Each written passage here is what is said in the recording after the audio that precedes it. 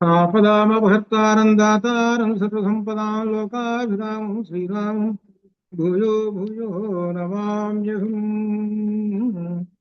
లక్ష్మీం క్షీరసముద్రరాజతనయాం శ్రీరంగధామేశ్వరీం రాశీభూత సమస్తదేవవనితాం లోకైకదీపాంకురాం శ్రీమన్మందకటాక్షలబ్ధవిభవద్బ్రహ్మేంద్ర గంగాధరాం త్వాం త్రైలోక్యకుటుంబినీం సరసియాం వందే ముకుంద ప్రియా. సరస్వతీ నమస్తుభ్యం వరదే కామరూపిణి విద్యారంభం కరిష్యామి సిద్ధిర్భవతు మే సదా. ఋగ్వేదాంతర్గత శ్రీ సూక్తం అధ్యయనం చేస్తున్నాము. ఇందులో శ్రీ సూక్తంలో 3వ మంత్రం అశ్వపూర్వారథమధ్యాం హస్తినాద ప్రబోధిని శ్రియందేవీ ముపక్వయే శ్రీర్మాదేవీ దుషతాం. ఇక్కడ దీర్ఘాలు ఉన్నాయి, అవి ఈం బీజాక్షరం. అవి అశ్వపూర్వాం రథమధ్యా హస్తినాద ప్రబోధిని శ్రియందేవీ ముపక్వయే శ్రీర్మాదేవీ దుషతాం. అశ్వపూర్వం రథమధ్యాం. ఇక్కడ విశేషం ఏంటంటే రథంలో వస్తున్నది అమ్మవారు అని చెబుతున్నారు. ఈ రథంలో రావటం ఏంటంటే నిన్న కూడా చెప్పాను. ఏంటంటే విశేషం అంటే జీవుడు రథంలో వస్తుంటాడు. జీవుడు అంటే పరమాత్మ, అంటే పరమేశ్వరి, ఏవైనా ఒకటే. ఆ అమ్మవారు రథంలో వస్తున్నది. రథంలో వస్తున్నది అంటే రథానికి కట్టినటువంటి గుర్రాలు ఉంటాయి. ఆ గుర్రాలు 5 గుర్రాలు తోటి ఉన్నట్టు రథము. ఆ రథంతో వస్తున్నది. ఆ వైపున ఈ వైపున ఏనుగులు కూడా వస్తున్నాయి. ఏనుగులు అంటే హస్తి. అవి ఏనుగులు నాదం చేస్తూ వస్తున్నాయి, ఘీంకార నాదములు చేస్తూ వస్తున్నాయి అని పైకి అర్థం. అసలు అర్థం ఏమిటంటే ఏనుగులు ఘీంకారం చేస్తున్నాయి అని అంటే అటువైపు ఇటువైపున ఓంకార శబ్దములు వస్తున్నాయి అని అర్థం. ఓంకారం ఓంకారం అనేటువంటిది బ్రహ్మవాచకం. బ్రహ్మము అనేటువంటిది మనం ఏమనుకుంటామంటే దేవుడు అని అంటాము. దేవుడు అంటే బ్రహ్మము అని అర్థం. ఆ బ్రహ్మం ఎలా ఉంటుంది చెప్పండి అంటే ప్రణవము, ఓంకారము. ఓం అంటామే అది. ఆ ఓం అనేది ఎలా పలకాలో కూడా మనకు ఉపనిషత్తులో చెప్పింది, అలా పలకాలి. సహజంగా అలా ఎవరు పలకటల్లా. ఇప్పుడు మొట్టమొదట మనం అర్చనకు ముందు కూర్చుండేటప్పుడు ఓంకారం చేయాలి. ఇంట్లో కూడా అర్చన ముందు కూర్చున్నప్పుడు ఆ ఓంకారం చేసే విధానం ఉంది. ఊరిగా ఓం అని అంటే అన్న ఒకటే, అనకపోయినా ఒకటే, ఏమీ లేదు దానిలో. ఆ ఓంకారం అనేటువంటిది ఉపనిషత్తులో చెప్పారు. అది ఓంకారం అంటే ఎలా చేయాలి, ఓంకారం అంటే అర్థం ఏమిటి, ఓంకారంలో ఎన్ని ఉన్నాయి, ఓంకారంలో అందరూ దేవతలందరూ ఉన్నారు, ఓంకారంలో వేదాలన్నీ ఉన్నాయి, ఓంకారంలో లేనిదంటూ ఏదీ లేదు, సర్వం. దాన్ని ఓంకారం అంటారు. ఆ ఓంకారం అనేటువంటి ఈ మంత్రాలకన్నింటికి శిరస్సు, హెడ్. అంటే ఓంకారం లేకుండా మంత్రాన్ని కనుక జపిస్తుంటే అది జపించిన ఒకటే, లేకపోయినా ఒకటే. అందుకనే మనం అన్నిటికీ కూడా ఓం నమో నారాయణాయ, ఓం నమ శివాయ అంటాం. ఆ ఓం తీసేసి కనుక చెప్పేస్తే ఫలితం లేదు, అది అర్థం. కాబట్టి ఓం అనేటువంటిది అంత గొప్పది. అది ఉపనిషత్తులో ఓ పెద్ద చాప్టర్. అది ఏది బృహదారణ్యకోపనిషత్తులో మొట్టమొదటి చాప్టర్. అట్నే ఇప్పుడు చెబుతున్న చాందోగ్యోపనిషత్తులో కూడా ఒక పెద్ద చాప్టర్. అదొక ఇది అనమాట. అది అది అర్థం చేసుకుంటే భగవంతుడు పరమాత్మ అంటే అర్థం అవుతుంది అనమాట. కాబట్టి అటువైపున ఇటువైపున ఘీంకారాలు చేస్తున్న ఏనుగులు అంటే ఓంకార శబ్దాలు వస్తూ ఉన్నాయి. రథం బయలుదేరి వస్తున్నది, అది అర్థం. ఆ రథానికి గుర్రాలు కట్టారు. గుర్రాలంటే ఏమిటనమాట, తెలుగులో గుర్రం అని అంటాం. సంస్కృతంలో ఏమంటారు, అశ్వము అంటారు. అశ్వము అంటారు. అశ్వము అంటే అర్థం ఏమిటంటే వేగంగా పరిగెత్తున్నది అని అర్థం. అది ఆ మాటకు అసలు అర్థం. వేగంగా పరిగెత్తున్నది. మన భూమి మీద ఉన్నటువంటి జంతువుల్లో వేగంగా పరిగెత్తేది అది. దానికి గుర్రానికి పేరు పెట్టారు, అందుకని అశ్వము అని పేరు పెట్టారు. మనకి 5 గుర్రాలు ఉన్నాయి. 5 గుర్రాలు ఏమిటి, 5 ఇంద్రియాలు. 5 ఇంద్రియాలు చాలా వేగంగా పరిగెత్తేస్తాయి. 5 అనమాట. చాలా వేగంగా పనిచేస్తాయి. అంటే కళ్ళు, చెవులు ఇవన్నీ కూడా ఈ ఇంద్రియాలు అనమాట. ఇవి వెంటనే గ్రహించేస్తాయి. కన్ను ఉందనుకోండి, 50 మైళ్ళ దూరంలో ఓ పెద్ద కొండ ఉందనుకోండి, అటు తిరిగి చూసే పెద్ద కొండని, ఆ కొండను చూడడానికి ఎంత టైం పట్టింది ఈ కన్నుకి అంటే అసలు టైమే లేదు. అంత దూరంలో చూసి పెద్ద కొండ ఉంది అని అంటాడు. ఆ కన్ను చూసుకోండి ఎంత దూరం వెళ్ళిపోయి వెంటనే చెప్పేస్తుంది. అంత వేగంగా వెళ్ళిపోతుంది అనమాట. అట్లా మన ఇంద్రియాలు అట్లా ఉంటాయి. అట్లనే నాలుగు ఉందనుకోండి, నోట్లో టేస్ట్ ఏంది ఇంత ఉప్పుగా ఉంది, అంత ఆలస్యం చేస్తున్నాడు ఏంటి చెప్పడానికి, ఇంత ఉప్పుగా ఉంది వెంటనే చెప్పేస్తుంది చూశారు. అంత వేగంగా పనిచేస్తాయి మన ఇంద్రియాలు. అందువలన ఈ ఇంద్రియాలు గుర్రాలు, ఇది స్పీడ్ పోతుంటాయి అనమాట బాగా. అటువంటి ఆ గుర్రాలు 5 గుర్రాలు కట్టేశారు. అమ్మవారేమో లోపల కూర్చుంది. అటు ఇటునేమో ఓంకార ధ్వనులు వస్తూ ఉన్నాయి. ఆ ఓంకార ధ్వనులు వస్తున్నాయి. ఆ వస్తున్నటువంటి అమ్మవారు అన్నారు. ఏమిటి దీని యొక్క విశేషం అంటే కఠోపనిషత్తులో దీని గురించి, ఇది కఠోపనిషత్తులో పూర్తి వివరంగా ఉంటుంది. ఏమిటంటే ఇది మన శరీరమే రథము. మన శరీరంలో ఉన్నటువంటి శక్తి ఏదైతే ఉన్నదో ఆ శక్తి అమ్మవారు, అది అర్థం అన్నమాట. ఆ అమ్మవారిని ఏం చేస్తున్నాడు వీడు ప్రార్థిస్తున్నాడు, జీవుడు ప్రార్థిస్తున్నాడు. రమ్మనమని తీసుకురమ్మనమని అగ్నిదేవుడిని అడుగుతున్నాడు. లోపల తత్వం ఏమిటంటే అమ్మవారు అంటే అర్థం అనమాట, తనలో ఉన్నటువంటి ఆ చైతన్య శక్తి, శ్రియం, చైతన్య శక్తిని శ్రియం అంటారు. ఆ శ్రియంని ఆహ్వానించుకుంటున్నాడు వీడు. అది లోపల అర్థం అనమాట. అది ఆ లోపల అర్థం అనమాట. అంటే ఆ ఆత్మ ఆ శక్తిని అంటే శ్రియం శక్తిని ఆహ్వానించుకుంటూ ఆయన్ని ఆ అమ్మవారిని పిలుస్తున్నాడు. అంటే సగుణ రూపంలో పిలుస్తున్నాడు. సగుణ రూపం అంటే మొట్టమొదటి చెప్పాం మంత్రంలో, బంగారు వర్ణంతో ఉన్నది, మాలలు వేసుకొని ఉన్నది. అటువంటి అమ్మవారు సగుణ రూపము అని అర్థం. ఇక్కడ 2 విశేషాలు ఉన్నాయి. ఒకటి ఏంటంటే అసలు భగవంతుడికి అంటే పరమాత్మకి పరబ్రహ్మానికి నిజంగా ఏ రూపము లేదు, ఏ రూపము లేదు, అస్సలు మాట్లాడకూడదు. అటువంటి వాడు అన్ని చోట్ల ఉన్నాడు, అన్ని చోట్ల ఉన్నాడు, ఏ రూపము లేదు. అదే ఉపనిషత్తు వేదం చెప్పేది అదే, అన్ని చోట్ల ఉన్నాడు, రూపం మాత్రం లేదు. అటువంటి భగవంతుడిని ఉపాసించేటువంటి వాళ్ళు కొంతమంది, వాళ్ళు ఎవరంటే మహర్షులు, అగస్త్యాది మహర్షులు ఉన్నారు. వాళ్ళకి ఈ రూపం అంటే వెంకటేశ్వర స్వామి బొమ్మ రూపం, ఆంజనేయ స్వామి బొమ్మ రూపం, ఇటువంటి దేవుళ్ళ రూపాలు వాళ్ళకి అక్కర్ల. వాళ్ళు ఏంటి నిర్గుణ పరబ్రహ్మం అంటారు.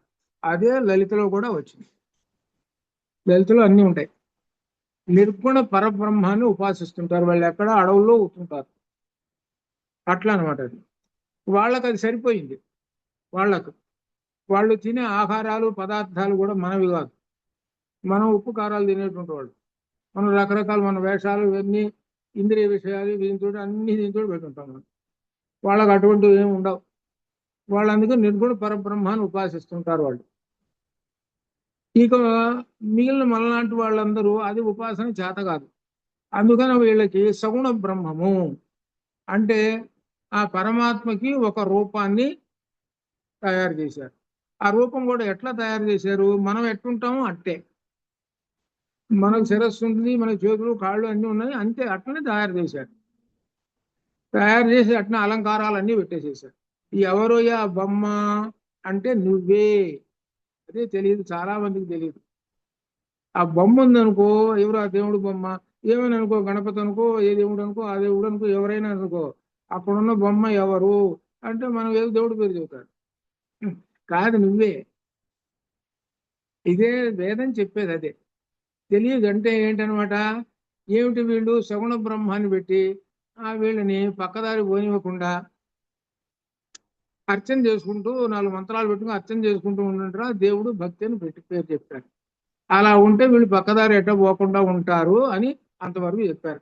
అది దానివల్ల ఏమవుతుంది అని అంటే వీడు క్రమశిక్షణగా అట్లా ఉంటూ అలానే కాలక్షేపం చేసుకుంటుంటాడు, కానీ మోక్షం రాదు. మళ్ళీ వచ్చే జన్మలో మళ్ళీ ఎటగానో పుడతాడు. ఇప్పుడు వీళ్ళందరూ చేస్తున్నారు చూశారు, వాళ్ళందరూ మోక్షాలు ఏం రావు. మళ్ళీ జన్మలో మళ్ళీ పుట్టేది మనిషిగా పుడితే ఏమే. అది వేదంలో, ఈ వేదంలో చెప్పింది అది. అసలు అది ఎన్ని తప్పులు చేస్తుంటాడు వీడు, బండ తప్పులు చేస్తుంటాడు వీడు పొద్దున్న లేచింది. కానీ వీడు ఏమనుకుంటాడు, నేను బాగానే ఉన్నాను కదా, రోజు గుడికి పోతున్నాను కదా, గణపతేరం అంటున్నాను కదా, రూపాయి వేస్తున్నా కదా అని అనుకుంటాడు. నేనేదో పెద్ద సాధించాను, పెద్ద చేశాను, నాకేం బాగాలే, అన్ని బాగానే ఉన్నాయి కదా, నా డబ్బులు నాకున్నాయి కదా అని అనుకుంటాడు. పెద్ద అజ్ఞాని నెంబర్ 1. అది ఎంతటి అజ్ఞాని మరొకడు లేడు. అందుకనే ఆ పరబ్రహ్మం గురించి నేర్చుకుంటే తెలుసుకుంటే అసలు భగవంతుడు అనేవాడు ఎక్కడున్నాడు అని వెతుక్కుంటుంటే ఎక్కడో లేడురా, నీలోనే ఉన్నాడు.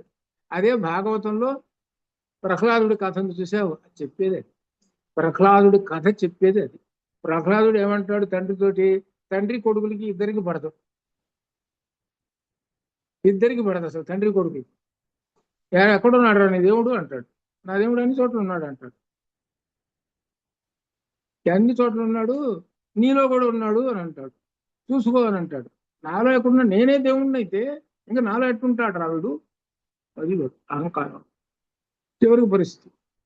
అది అట్లా అనేకమైన విశేషాలు ఉంటాయన్నమాట. అందుకని మన యొక్క శరీరం మనది మనం తెలుసుకుంటే అప్పుడు ఏంటంటే మనం ఎవరమే అనంటే సాక్షాత్తు పరమాత్మ స్వరూపులము. ఎందుకు తెలుసుకోలేకపోతున్నాము, మన చుట్టూ ఒక నల్లటి పొర ఒకటి అడ్డం ఉంది. నల్లటి పొర ఒకటి అడ్డం ఉంది. అది సామాన్యంగా తొలగించేది కాదు. ఆ తొలగించాలంటే సామాన్యం కాదు. కంటి ఆపరేషన్ చేయాలనుకోండి, ఏదో వాటిని ఏమంటారు, శుక్లాలు వచ్చినాయి అంటారు అనుకోండి. శుక్లాలు వస్తే ఎవరు చేయాలి? ఆ కంటి డాక్టర్ చేయాలి. అంతే కదా. మరి మామూలుగా ఎవరైనా కంటి ఏమంటే శుక్లాలు వచ్చినాయి ఎవరైనా చేయాలంటే మామూలు కాదా అంటారు. అంతే కదా. మరి ఆ కంటి డాక్టర్ వెళ్ళిపోతే ఆయన ఏదో ఆపరేషన్ చేసేస్తాడు, శుభ్రంగా మళ్ళీ కళ్ళు కనబడుతుంది. అనగా అర్థం ఏంటి, మళ్ళీ ప్రపంచం కనబడుతుంది. అంటే ఏంటనమాట దాని అర్థం, ఎవరు చెయ్యాలి? వాడే చెయ్యాలి. కాబట్టి వాడే సరిపోతాడు కానీ ఇంకొకడు వెనుకరాడు. అంటే అట్లనే గురువు దగ్గర అన్నీ ఉంటాయి, ఆ గురువే తాళ చేయి ఇస్తాడు. ప్రతి చోట అరాయి తాళ చేయి ఇది, ఈ తాళం చెప్పుడు ఓపెన్ చేయి మొత్తం కనబడతాయి అని అంటారు. అంతేనమాట. అట్లనే గురువుని ఆశ్రయించినటువంటి వాళ్ళకి ఎక్కడ ఏ విషయం ఉన్నది అన్ని ఆ వివరములు అన్ని విశేషాలు చెప్పేస్తారు. అందుకని మన శరీరంలో ఉన్నటువంటి ఆ నల్లటి పొర అని చూశారు, దాన్ని లలితలో భండాసురుడు అని పేరు పెట్టారు. అదే చండీ సప్తశతిలో మహిషాసురుడు అని పేరు పెట్టారు. దీన్నే రకరకాలుగా రాక్షసులు అని పేరు పెట్టారు. అదేనమాట. ఆ నల్లటి పొర ఉన్నంత కాలం వీడు ఏం చేస్తాడు, ఇదే పని, ఇట్లా ఉంటాడు. అందుకని అది తొలగిపోవాలి. ఆ తొలగిపోతే ఆ లోపల ఉన్న వజ్రం ఉంది, తెల్లగా ప్రకాశిస్తున్నదే, అప్పుడు దాని కాంతులన్నీ బయటకు వస్తాయి. మరి ఎంతటి వజ్రం అయినా సరే అక్కడ పెట్టి దాని చుట్టూ నల్లటి గుడ్డ పెడితే ఎవడికి తెలుస్తుంది? అట్లా అనమాట. అది అట్లా ఆ విధంగా మనలోనే ఉన్నాడు. అది విషయం, అది విశేషమని తెలుసుకోవాలి. కాబట్టి మనలో ఉన్నటువంటి శ్రీయం, అది అర్థం. శ్రీయం అంటే అమ్మవారు, ఆ అమ్మవారిని ఆహ్వానించడము, అదేనమాట. ఆ శ్రీయం దేవి అంటే మహాలక్ష్మిని ఉపక్వయే ఆహ్వానించున్నాము అని ఈ విధంగా చేస్తున్నాడు అనమాట. ఇది నన్ను దుషతం ఆనందింపజేయాలి, ఆమె వచ్చి నన్ను ఆనందింపజేయాలి, నా ముందు ఎదురుగా కనపడాలి అని చెబుతున్నాడు. అంటే అర్థం ఏమిటి? సాక్షాత్కారం, బ్రహ్మ సాక్షాత్కారం. అంటే అమ్మవారిని నేను సాక్షాత్కరించుకోవాలి. ఎలా ఉంటుందంటే మొదటి మంత్రంలో చెప్పాను. హిరణ్యవర్ణావరిణి సౌందర్యశ్రయాం, బంగారు రంగుతోటి ఇట్లా ఉంటుంది, ఇలా ఉంటుంది. అటువంటి అమ్మవారుని నీవు తీసుకొని రా, ఆమె రథం మీద వస్తుంది. ఆ రథం మీద వచ్చినటువంటి అమ్మవారిని నేను చూస్తాను, చూసి ఆనందిస్తాను అని అంటుంది. చివరికి ఏమిటనమాట, చివరికి ఉన్నది తన దగ్గరే ఉన్నాడు, అమ్మవారు తన దగ్గరే ఉన్నది, కానీ వీడికి తెలియదు ఆ సంగతి. అది అర్థం. ఎందుకంటే నల్లటి పోరాటం ఉంది కదా, అందుకని తెలియదు వీడికి. అందుకని అడుగుతున్నాడు అనమాట. ఎవరిని అడుగుతున్నాడు? అగ్నిదేవుడిని అడుగుతున్నాడు. అగ్నిదేవుడిని అడుగుతున్నాడు అనమాట. రోజు అగ్నిదేవుడిని పూజ చేస్తాడు కాబట్టి అగ్నిదేవుడు నాకు సహాయం చేయాలి అని. అట్లనే దీనిలో కఠోపనిషత్తులో దీనిలో ప్రత్యేకంగా రథము, గుర్రాలు ఏమిటి అనేటువంటి విషయం అంతా కూడా స్పష్టంగా కఠోపనిషత్తులో ఉంది. ఉపనిషత్తుల్లో కఠోపనిషత్తు చదువుకున్నటువంటి వాడు ఆ తర్వాత అర్థం అయిందనుకోండి, అర్థం అయ్యి దానిలో ఉన్న తర్వాతనే ఇక సుందరకాండ కానీ ఆ కాండ కానీ ఏమి పట్టుకోడు, ఇంక ఈ కాండలు ఏమి పట్టుకోడు. ఈ కాండలు పట్టుకోడు. అది కాక రెండోది ఏంటంటే ఈ గుళ్ళ మంత్రాలు, గొళ్ళు ఇవన్నీ కూడా పక్కన పెట్టేస్తాడు. అంటే ఏంటనమాట, ఇది అన్నిటికన్నా పైన ఉంటుంది. అంటే ఎవరెస్ట్ శిఖరం మీద కూర్చుంటాడు. ఇవన్నీ డౌన్లో ఉంటాయి. అంటే ఏంటి, దీనిలో సాక్షాత్తుగా పరబ్రహ్మము యొక్క విశేషము, తాను పరబ్రహ్మాన్ని దర్శించడం. పరబ్రహ్మం అంటే ఎట్లా ఉంటుంది, దాని మీద ఆలోచనలతో వెళ్ళి తన ఇంద్రియాలని అటువైపు తిప్పుతాడు. నిజంగా పరబ్రహ్మం అంటే పరమాత్మ వైపు తిప్పేస్తాడు. ఆ తిప్పేసినప్పుడు మొత్తం కనబడుతుంటుంది. నువ్వు ఎక్కడికి వెళ్ళినా సరే మొత్తం పరబ్రహ్మాన్ని దర్శిస్తుంటాడు. నువ్వు గుడికి వెళ్ళారనుకో, సామాన్యంగా అందరూ పాపం వాళ్ళందరూ గుడి ప్రదక్షిణలు చేసుకుంటూ అవి చేసుకుంటూ కూర్చుంటారు. ఈయనట్టు దేవుడు ఆయన మేలకుండా కూర్చుంటాడు. చూసుకొని మొత్తాన్ని ప్రపంచం మొత్తం చూస్తుంటాడు. వీళ్ళకేం తెలియదు కదా, కర్మ చేస్తుంటారు. వీళ్ళు కర్మ అంటే అర్థం ఏంటి, పని. వీళ్ళు కర్మ పని. ఎందుకంటే వీళ్ళకి జ్ఞానం లేదు కదా. పూర్వకాలం ప్రజలకి చదువులే లేవు, పైగా ఇవి చెబుతాము వినరానంటే వాళ్ళు మాకేం అర్థం కాదు, అందుకని కర్మ పెట్టారు వాళ్ళు. పూర్వకాలము కర్మ పెట్టారు, ఆ గుళ్ళు కట్టి కర్మ పెట్టారు. ఇది నీవు కర్మ చేయము అని అన్నాడు. కర్మ చేస్తే నీ యొక్క జీవన విధానం క్రమశిక్షణతో వెళ్తుంది అని అందుకోసం పెట్టారు. ఆ తర్వాత ఏంటి, క్రమంగా జ్ఞానం పెరిగే కొంది అప్పుడు ఏం చేశారంటే వీటిని పట్టుకున్నారు. కఠోపనిషత్తు అంటే ఉపనిషత్తులు ఉన్నాయి అనుకోండి, ప్రపంచంలో ఎక్కడికి పోయినా కఠోపనిషత్తు అంటే చదివానంటే నేను కూడా ఇంగ్లీష్లోనంటే అని అంటాను. సుందరకాండ అంటే మాకు తెలియదండి అంటారు. ప్రపంచంలో అత్యున్నత స్థాయిగా ఉన్నటువంటివి ఉపనిషత్తు. ప్రపంచం మొత్తం మీద, ప్రపంచంలో అమెరికాకు, జర్మనీలో, మరీ జర్మనీలో ఎక్కువ అట్లా అనమాట. అందుకని ఏంటంటే ఈ ఉపనిషత్తుల మీద వాళ్ళు ఎన్ని పుస్తకాలు ఇంగ్లీష్లో రాసే పుస్తకాలు అనగా పరమాత్మను గురించి రాయటం అనమాట. వాళ్ళకైతే మరి ఆ ఇంగ్లీష్ వాళ్ళకైతే వాళ్ళు అంటారు, మాకు ఒక్క పుస్తకమే ఉందండి,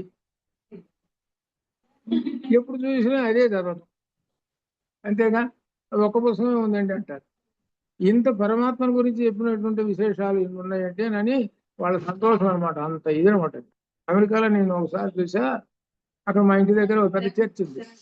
పెద్ద చర్చ్ ఉంటే నేను అనుకున్నాను ఆదివారాలు వస్తే ఇంకా నిద్ర పట్టదు కావాలా, మోగిస్తుంటారు అని అనుకున్నాను. ఆదివారాలు వస్తే అంతే కదా వాళ్ళు. నేను ఆదివారాల కోసం ఎదురు చూస్తున్నాను. నేను ఎదురు చూస్తుంటే ఒక్కడు లేడు. 4 కార్లు ఉన్నాయి. 4 కార్లు ఉంటే 4 వచ్చారని అర్థం. అట్లా అమెరికాలో చూస్తే సుమారు 100 ఉంటాయి ఏంటి చర్చిలు. 100 చర్చిలు ఎక్కడన్నా చూస్తే అక్కడక్కడ 10 మంది ఉంటారు. అది అది అది మరీ ఎక్కువ. అక్కడ వాళ్ళకి ఈ ఉపనిషత్తు అంటే ఆ న్యూయార్క్ లో ప్రత్యేక డిపార్ట్మెంట్ కూడా ఉంది, సాంస్క్రిట్ డిపార్ట్మెంట్ కూడా ఉంది న్యూయార్క్ యూనివర్సిటీలో. అక్కడ జర్మనీలో ఉన్నది, జపాన్ లో ఉన్నాయి, యూనివర్సిటీస్ లో ఉన్నాయి అనమాట. అక్కడ వాళ్ళందరికీ కూడా వీటి మీద ఎక్కువ పరిశోధన చేస్తుంటారు. అందుకని వాళ్ళు ఏం చేస్తారంటే ఈ దేవుళ్ళు, ఈ ఉపాసనలు, అర్చనలు వాటన్నిటి చూస్తుంటారు, కానీ దానిలో మింగిల్ గారు వాళ్ళు.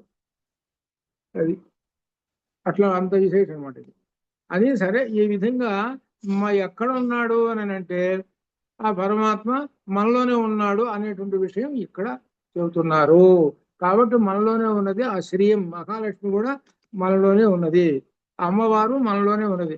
అమ్మవారు మనలో ఉన్నది అంటే సమస్త దేవతలందరూ కూడా అమ్మవారి వెంట ఉంటుంటారు. అమ్మవారన్నా అయ్యవారన్నా ఒకటే. ఎందుకంటే పరమాత్మ లేక పరబ్రహ్మము, ఆయనను ఆశ్రయించే సమస్త దేవతలు ఉంటారు. అదే మనకు భగవద్గీతలో చెప్పాడు. భగవద్గీతలో చెప్పాడు, ఆ బ్రహ్మ భువనాల్లోక పర్యంతం పునరావృత్తినో అర్జున మాముపేక్షితు కౌంతేయ పునర్జన్మ నవిద్యతే. బ్రహ్మదేవుడికి మరణం ఉంది, విష్ణువుకి మరణం ఉంది, రుద్రుడికి మరణం ఉంది, సమస్త దేవతలందరూ పోతారు. వాళ్ళెవ్వరూ శాశ్వతం కాదు. లయం అయిపోయేటప్పుడు, ఈ సృష్టి మొత్తం లయం అయిపోయేటప్పుడు అందరూ నాలో లయం అయిపోతారు. ఎవ్వరు ఒక్కళ్ళు కూడా ఉండరు. వాళ్ళందరూ లయం అయిపోతారు.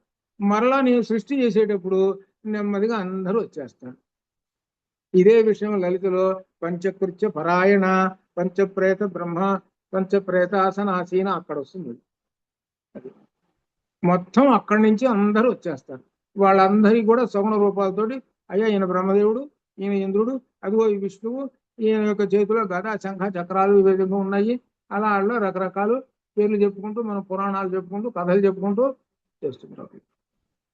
మళ్ళీ లైవ్ అయ్యేటప్పుడు మొత్తం వెళ్ళిపోతారు, అందరూ వెళ్ళిపోతారు. మొత్తం సమస్తం అన్ని ఎలా వెళ్ళిపోతారో కూడా మనకు ఉపనిషత్తులో చెప్పారు. ఎలా వస్తాయి, ఎలా వెళ్ళిపోతాయి, అట్లా అనమాట. ఇది మొత్తం అనమాట.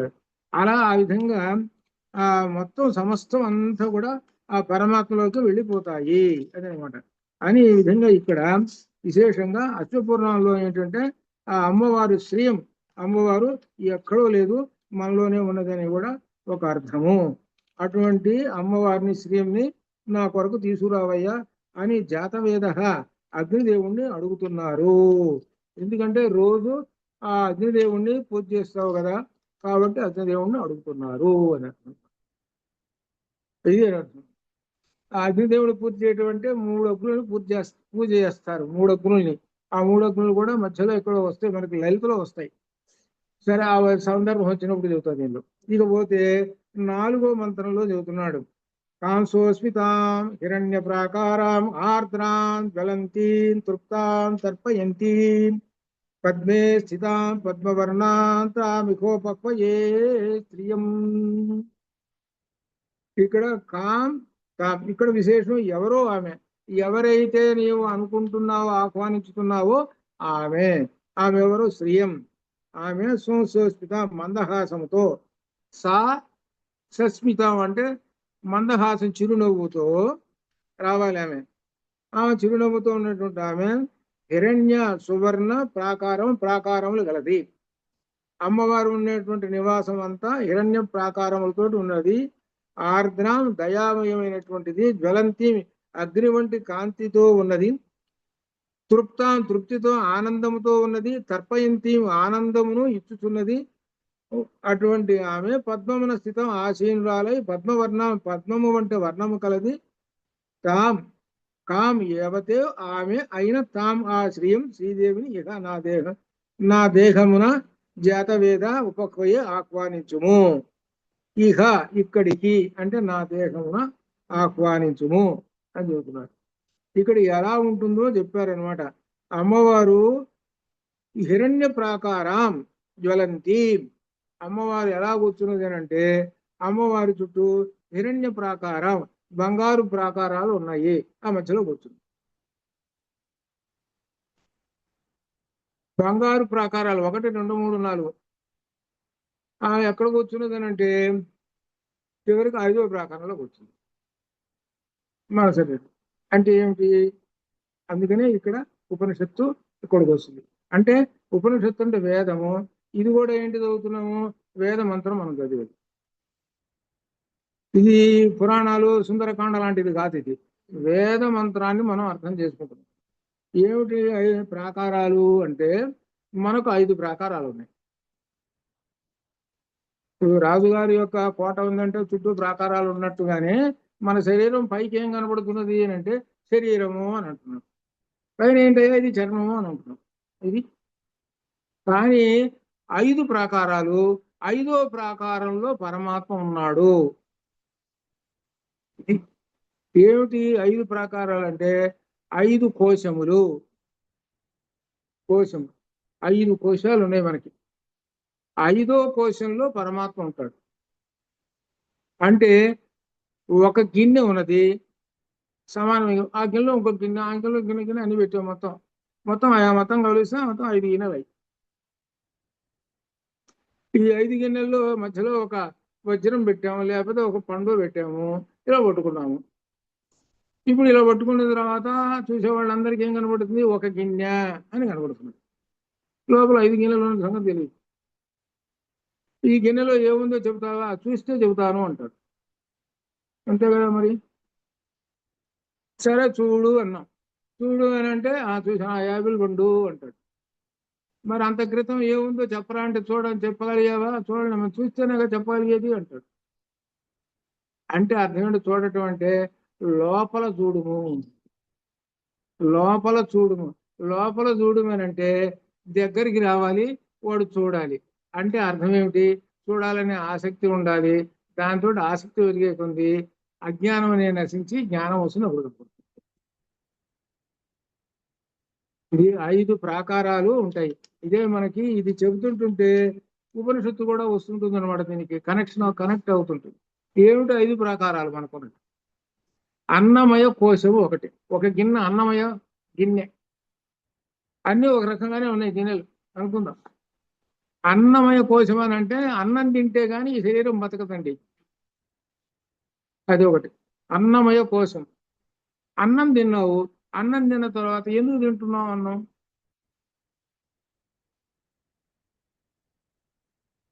అదే అదే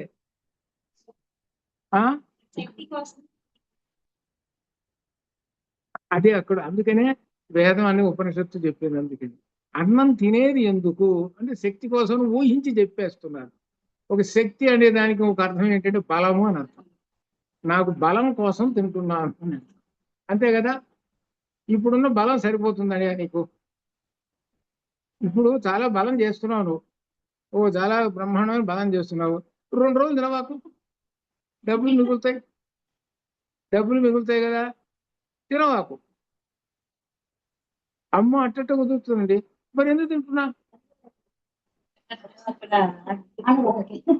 ఎందుకు తింటున్నావు మరి? మరి మనమే కాదు, జంతువులు కూడా అంతే కదా. అన్ని జంతువులు కూడా అదే కదా. మరి ఎందుకు తింటున్నాయి? అదే ఇప్పుడు జరుగుతున్నటువంటి ఉపాసన చాందోగ్య ఉపనిషత్తులు అదే జరుగుతుంది.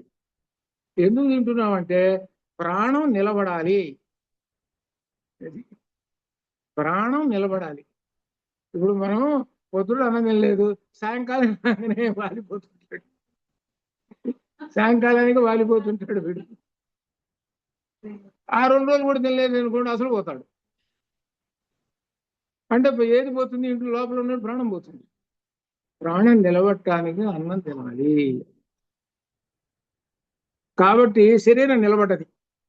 అంటే అన్నం తిన్నావు, అన్నం తింటే వల్ల ప్రాణం నిలబడ్డది, ప్రాణం నిలబడితే శరీరం నిలబడ్డది. సరేనయ్యా, నేను నిలబడ్డావు, ప్రాణం నిలబడ్డది, సరే మనిషి ఉన్నావు, సరే ఏం చేస్తావు? నీకు ఇంద్రియాలు 5 ఇంద్రియాలు ఉన్నాయి, తర్వాత ఒక మనస్సు ఉంది. దాంతో ఏం చేస్తావు అంటే ప్రాణం నిలబడ్డది కాబట్టి మనస్సుతోటి ఆలోచన చేస్తావు. ఏమిటి, ఎలా చేయాలి, ప్లాన్లన్నీ చేసేస్తుంటాడు. అదే కనుక అసలు అన్నం తినలేదనుకో, బాగా రోజుల్లా ఆలోచన ఏమిటి, ఏం చేస్తాడు వాడు? మనస్సు. అప్పుడు మనో అనేటువంటిది ఒక కోశం, ఒక గిన్నె. మొట్టమొదట ఇప్పుడు 3వ గిన్నె వచ్చేసింది అనమాట. అంటే 3వ సంచి అనమాట. మళ్ళీ ఒక గిన్నెలో ఒక మనస్సు అనేటువంటిది దానిలో అయిపోయిందండి. మనస్సు తోటి ఆలోచన చేసావు, బ్రహ్మాండమైన తెలివితేటలు అవన్నీ వస్తున్నాయి. దాన్ని ఏమంటారు? జ్ఞానము అంటారు. విజ్ఞానము, జ్ఞానం. నీకు దాంతో బాగా మంచి చెడు అంతా తెలిసింది. అంత ఉపనిషత్తులు ఏమిటి అంది, మొత్తం మంచి చెడు అంతా తెలిసేసింది. అదంతా విజ్ఞానము. అది ఒక గిన్నె. అది విజ్ఞానం వచ్చేటప్పటికి నీకేం వస్తుందను అంటే పరమాత్మ అంటే ఇది, పరమాత్మ ఉపాసన అంటే ఇది అన్ని తెలుసుకొని ఆ కార్యక్రమం చేసేస్తావు. ఆ చేయటానికి అంత క్రితం ఉన్నటువంటి మొదటి గిన్నెను చూడు, అన్నం గిన్నె. అన్నం గిన్నె చూసావు? అన్నం గిన్నె ఉన్నది కాబట్టే ఇంకా చేస్తున్నావు. అంటే అర్థం ఏంటి? ఆహారం తింటున్నావు కాబట్టి ఇక్కడ దాకా వచ్చి చేయగలిగావు. ఎక్కడ 4వది ఏమిటనమాట? విజ్ఞానము అనేటువంటిది. మనకు విజ్ఞానం ఉన్నది. మనకి మంచి చెడు తెలియజెప్పేటువంటి విజ్ఞానం ఉన్నది. దాన్నే బుద్ధి అంటారు. బుద్ధి ప్రచోదయాతు ధీమహి ధియో యోన ప్రచోదయాతు. దీనిలో మన గాయత్రి మంత్రంలో ధియో యోన ధీయ అంటే బుద్ధి అని అన్నమాట. బుద్ధిని ప్రచోదనం చెయ్యి. బుద్ధి కమలంలాగా వికసించాలి. ఎప్పుడైతే బుద్ధి వికసించిందో అప్పుడు పరమాత్మ తత్వం తెలుసుకుంటాడు. అప్పుడు ఐదోదైనటువంటి గిన్నెలో ఉన్నటువంటి అదేమిటి అనమాట, ఆనందమయ కోశము. అదే ఆనందమయమైనటువంటి ఒక పాత్ర. ఆ పాత్రలో పరమాత్మ అనగా శ్రీయం మహాలక్ష్మి అక్కడ ఉన్నది. ఆ మహా చైతన్య శక్తి అమ్మవారు అక్కడ ఉన్నది. అక్కడ దర్శనం చేసుకుంటాడు. కాబట్టి ఎంత దూరం ఇవన్నీ దాటిపోతుండాలి. ఇవన్నీ దాటిపోతున్నా అన్నం తింటావు సరే బాగానే ఉన్నది. అన్నం తిన్న తర్వాత ఇట్లా ఇట్లా ఇట్లా వరుసగా ఈ విధంగా తీసుకుంటూ వచ్చిపోవాలి. అట్లా అనమాట. అన్నం తింటున్నావంటే అర్థం ఏమనుకోవాలి అని అంటే, చివరికి నువ్వు అన్నం తినే దేనికేనంటే జ్ఞానంతో పరమాత్మ దర్శనం చేసుకోరా అని దాని అర్థం. మిగిలిన ఉన్న ఏమిటి జంతువులు, వాటికి ఏం తెలుస్తుంది? అన్నం తినేది అన్నం తింటాం అంతే, కాబట్టి నిద్రపోతాయి అంతే. వాటికి మనకి తేడా ఏంటి? భగవంతుడు ఏం పెట్టాడు? ఒకటి తేడా పెట్టాడు. వాటికి ఒకటి పెట్టలేదు, మనకి ఒకటి పెట్టాడు. అన్ని సమానమే. ఏమిటంటే వాటికి బుద్ధి అనేది వాటికి పెట్టాల. అంత సింహమైనా అంత ఏనుగైనా దానికి బుద్ధి పెట్టాల. ఒక్క మనిషికే బుద్ధి పెట్టాడు, అందుకనే వాటిని పట్టేసుకుంటాడు. అంత సింహాన్ని కూడా పట్టేస్తాడు మనిషి. అదే సింహానికి బుద్ధి పెట్టాడు అనుకో, అప్పుడు మన జంతువులు అయ్యేవాళ్ళం. అది అందుకనే సృష్టిలో చివరి సృష్టి ఎవరి సృష్టి అంటే మనిషి యొక్క సృష్టి. అదే పురుష సూక్తంలో వస్తుంది. మన గుళ్ళల్లో చెబుతుంటారు చూడండి పురుష సూక్తం. ఆ పురుష సూక్తుల అర్థం అదే. అన్ని సృష్టించిన తర్వాత దేవుడు మొత్తం అన్ని సృష్టించి చివరికి మనిషిని సృష్టించాడు. మనిషిని సృష్టించి ఇప్పుడు ఏం చెప్పాడంటే మనిషికి ఈ మొత్తం అనుభవించు నువ్వు అని అన్నాడు. ఈ సృష్టి చేశాను మొత్తం అనుభవించు నువ్వు అన్నాడు. లాస్ట్ వాడు మనిషి. అందుకనే దానిలో వరుసగా అన్ని వచ్చేసాయి అనమాట. కాలాలు సృష్టించడం, శరదృతి, ఆ శరత్కాలం ఇట్లా ఋతువులన్నీ సృష్టించడం, అన్ని సృష్టించి ఎవరు మనిషిని సృష్టించాడు. అది కాబట్టి మనిషి అనేటువంటి వాడు పరమాత్మ స్వరూపము.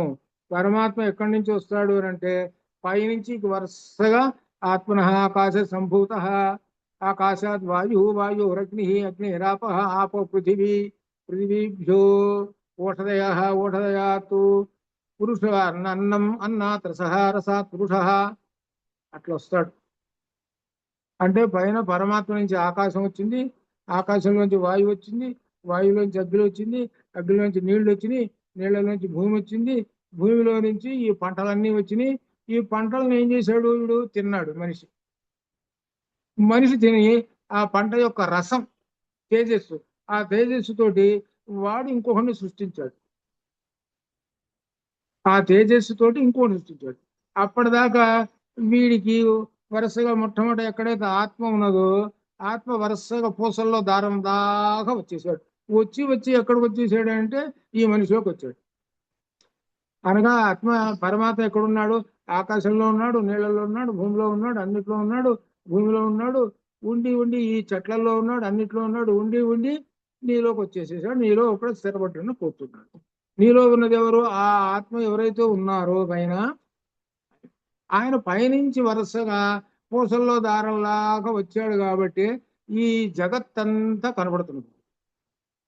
ఇప్పుడు ఆ దారం దగ్గొట్టామనుకో, పూసల్లో దారం దగ్గొడితే అటో పూసలతో కోస పరిగెత్తుంటుంది.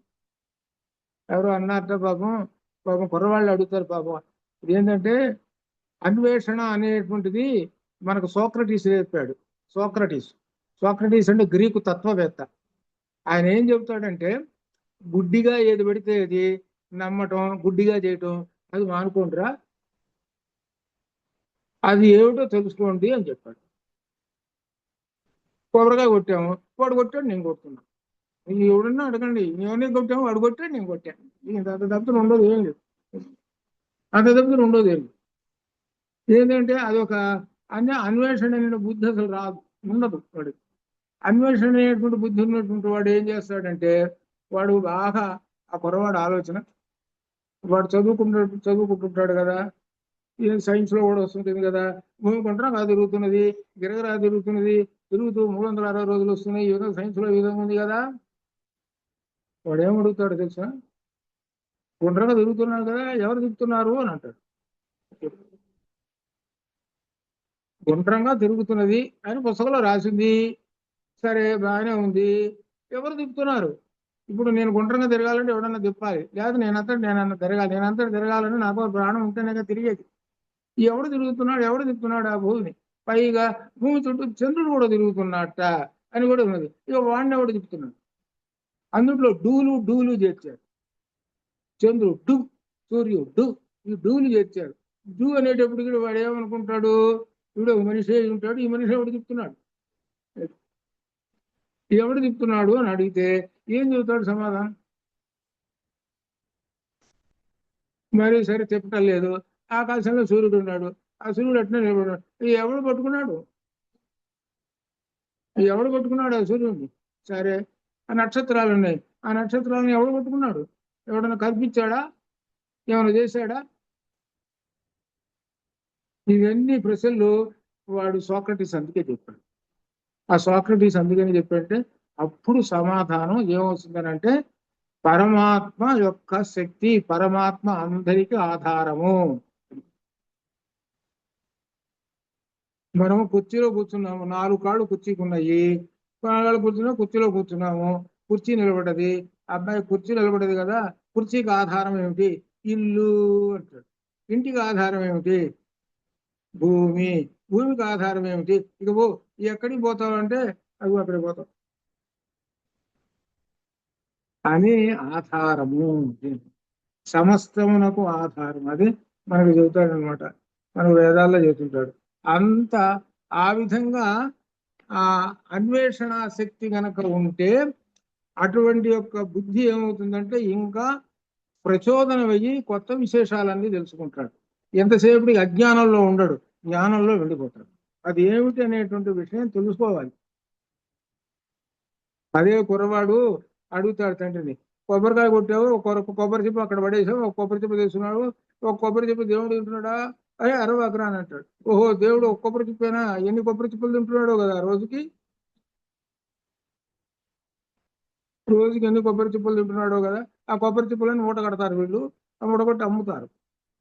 ఇది వరకు వేలం వేస్తుంటారు, ఇప్పుడు కూడా అక్కడక్కడ ఉంటే వేలం వేస్తారు, హోటల్లో కొనుక్కుంటారు. లేకపోతే ఎండబెట్టి చివరికి ఇన్వెనెలు తెస్తుంటారు, రకరకాలు అనమాట. అది సరే, వీళ్ళు భక్తిగా ఉన్నటువంటి వాడు ఆ సంగతి పట్టించుకోడు అనుకోండి. అది అదే అనమాట. దానిలో అర్థాలు అనేటువంటిది ఉన్నది, అది అన్వేషణ చేసి తెలుసుకోరా అని అర్థం చెప్పాడు అనమాట. అన్వేషణతో ఉండాలి, అంతేగాని గుడ్డిగా చేయటం, గుడ్డిగా నమ్మటం అనేటువంటిది అలా ఉన్నంతకాలం అజ్ఞానం భండాసురుడు వెంటబడుతుంటాడు అని అర్థం. కాబట్టి మన శరీరంలో ఉన్నటువంటి ఆ శక్తి, ఆత్మ చైతన్య శక్తి శ్రియం. ఆ శ్రియం అనేటువంటి మహాలక్ష్మిని జాతవేదుడిని అడుగుతున్నారు, తీసుకురావయా మా ముందుకి అని అంటే ఆమె రథంలో వస్తున్నది. ఆ రథం ఏదో కాదు, నీ శరీరం అనే రథము. నీ శరీరం అనే రథంతో వస్తున్నది. ఆ రథంలో వస్తున్నటువంటి ఆమెని నీవు చూడుము, కనిపెట్టుము అని చెబుతున్నారు. ఇక్కడ విశేషమైన అర్థాలన్నీ దీనిలో రాశాను, మీరు తీరిగ్గా ఉన్నప్పుడు చదవండి. ఇది మన ఏది లలితకు కూడా పనికొస్తుంది. అసలు లలితకి కూడా మూలం ఇది. ఏంటి? ఇక్కడ పద్మే స్థితాం పద్మవర్ణాం తామికో పక్వయే శ్రియం అనే దానికి ఎంతటి అర్థాలు ఉన్నాయో చూసుకోండి. అనగా మన శరీరంలో ఉన్నటువంటి శక్తి ఉన్నది చూశారు, అది 50 అక్షరాలు. ఇప్పుడు ఇంగ్లీష్ వాళ్ళకి 27 ఉన్నాయి అక్షరాలు, మనకేమో 50 ఉన్నాయి. తేడా ఏంటి? అక్కడ వాడికి మనకి తేడా ఏంటి? వాడికి మనకి తేడా ఏంటి? మనకి 50 మనకు కూడా 27 పెడితే సరిపోలా? ఇది ఇక్కడ విశేషం. ఆ 27 అక్షరాలలో ఒక 4 అక్షరాలు మనవే ఉన్నాయి. ఏంటివి?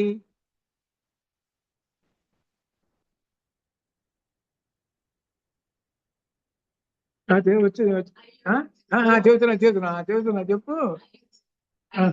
ఏఈఐఓయు, ఏఈఐఓయు స్వరాల అచ్చులు. మనకేమో 16 ఉన్నాయి స్వరాలు, వాళ్ళకి ఎన్ని ఉన్నాయి? 4 ఉన్నాయి స్వరాలు. ఈ 4 స్వరాలతోటి 27లో వాళ్ళు 4 చేసి మిగిలిన 23 వ్యంజనాలు వాళ్ళకి. వాళ్ళు ఏబిసిడి అని చదువుతారు కదా, బిలో ఏ ఉన్నదంటే బకారం ఉన్నది, అది హల్లు. ఆ హల్లు తీసుకొచ్చి ఏఈ ఐవేలు ఈకి వచ్చి కలుపుతుంది. అప్పుడు వాడు బి అంటాడు. అర్థం కాదా? అట్లా సి అనాలనుకోండి, సి అనాలకు ఎస్ అనేటువంటి దానికి ఈ కలిపితే సి అవుతుంది. ఈ లెక్క ప్రకారంగా వాడు లాంగ్వేజ్ ని చేసుకున్నాడు. అలా లాంగ్వేజ్ చేసుకోవడం వల్ల ఏమవుతుంది, ఎంతో భావం ఉంది, చెప్పాల్సిన భావం. దాన్ని అంత భావాన్ని ఇంగ్లీష్లో చెప్పలేడు. మరి లేవు అక్షరాలు వాడికి. మనకేమో 50 అక్షరాలు ఉన్నాయి, వాడికి ఉన్న 27 అక్షరాలు ఎక్కువ కాబట్టి చెబుతాం. ఈ 50 అక్షరాలు ఎవరివి అని అంటే సంస్కృత భాషలో ఉన్నటువంటి అక్షరాలు. సంస్కృత భాషలో ఉన్నటువంటి ఈ 50 అక్షరాలు. అందుకని 50 అక్షరాలని దీనిలో ఏది మన లలితలో పంచాశత్ పీఠ రూపిణి, పంచాశత్ పీఠ రూపిణి అంటే పంచాశత్ అంటే 50, ఒక్కొక్క అక్షరం ఒక్కొక్క పీఠ అంటే ఒక స్థానం. ఆ అనేటువంటిది ఒక స్థానం, ఒక పీఠ. ఆ స్థానం మీద అమ్మవారు కూర్చుంది అనగా ఆ అనేటువంటి ఆ వర్ణంలో ఉన్న శక్తి ఎవరంటే అమ్మవారు అని అర్థం అండి. అందుకని ఏం చేశారంటే ప్రాచీన కాలంలో పంచాశత్ పీఠ రూపిణికి మన భారతదేశం మొత్తం మీద 50 శక్తి కేంద్రాలు పెట్టారు. మన భారతదేశం మొత్తం అంటే ఇప్పుడున్న పాకిస్తాన్ కూడా కలుపుకోవాలి. పాకిస్తాను, అట్లా తూర్పు పాకిస్తాను, అట్లా శ్రీలంక, ఇదంతా కలిస్తేనే అప్పుడు మన భారతదేశం. ఈ భారతదేశం మొత్తం మీద 50 ఉన్నాయి శక్తి కేంద్రాలు, శక్తి పీఠాలు. దానిలో అదే శ్రీలంక ఒకటి, శాంకరి ఒకటి ఉంది. ఒక 20 దాకా పాకిస్తాన్లోనే ఉన్నాయి. సుమారు మనకున్నదే 18 కదా. అంటే ఒకటి పాకిస్తాన్ విడిపోయింది, వాటిని అభివృద్ధి చేయలేదు. ఏదో ఆ పాకిస్తాన్ లో ఒక 20% 30% హిందువులు ఉన్నారు, ఏదో వాళ్ళు పట్టుకుంటారు. అది మిగిలిన వాళ్ళు 70% సాయువులు కదా, సాయువులు పట్టుకోరు. అటు పాకిస్తాన్ లో కొన్ని శక్తి పీఠాలు ఉన్నాయి, కానీ అవి మాత్రం ఎవడు పట్టించుకోవట్లేదు, వెళ్ళిపోయినాయి కాదు, అటు వెళ్ళిపోయినాయి అంతే, వెళ్ళిపోతాయి. మన ఇండియాలో మాత్రం 18 శక్తి పీఠాలు ఉన్నాయి అనమాట. ఇది అంటే అర్థం ఏమిటి, ఒక్కొక్క అక్షరానికి ఒక్కొక్క శక్తి పీఠం పెట్టారు, పెట్టి అమ్మవారికి ఒక్కొక్క రూపం పెట్టారు, రకరకాల రూపాలు అది పెట్టారు. అట్లా ఈ విధంగా వచ్చారు. కానీ 50 అక్షరాలు, ఆ 50 అక్షరాలు ఏమిటంటే మన శరీరంలో నుంచే పుడతాయి. మన శరీరంలో నుంచి 50 అక్షరాలు పుడుతుంటాయి. మనం మాట్లాడుతున్నామంటే ఎక్కడి నుంచి మాట్లాడుతున్నాము అని అంటే, ఎక్కడి నుంచి శక్తి అని అంటే గుండె కాదు, కింద ఇంకా అంటే ఎక్కడంటే మూలాధార చక్రం. మూలాధార చక్రం, మూలాధార చక్రం అంటే వెన్ను పూసగా లాస్ట్ పూస ఉన్నది చూశారు, ఆ లాస్ట్ పూస దగ్గర ఒక పరమాణు అంత కేంద్రం ఉంటుంది. పరమాణు అంత కేంద్రం ఉంటుంది, అది మూలాధార చక్రం. ఆ మూలాధార చక్రం ఏమిటంటే అది మన శరీరం మొత్తానికి బలమునిచ్చేది. ఇక్కడ విశేషం ఏంటంటే ఆ వెన్నుపూస ఎంత దృఢంగా ఉంటే వాడు ఎక్కువ కాలం బతుకుతాడు. సైన్స్ దాని ప్రకారం కూడా ఎక్కువ కాలం బతుకుతాడు. అట్లా ఇంకొక విశేషం ఏంటంటే ఆ వెన్నుపూస చివరి భాగంలో మూలాధార కేంద్రం ఉంటుంది. ఆ కేంద్రంలో సమస్తమైనటువంటి అన్ని ఫలాలు ఉంటాయి.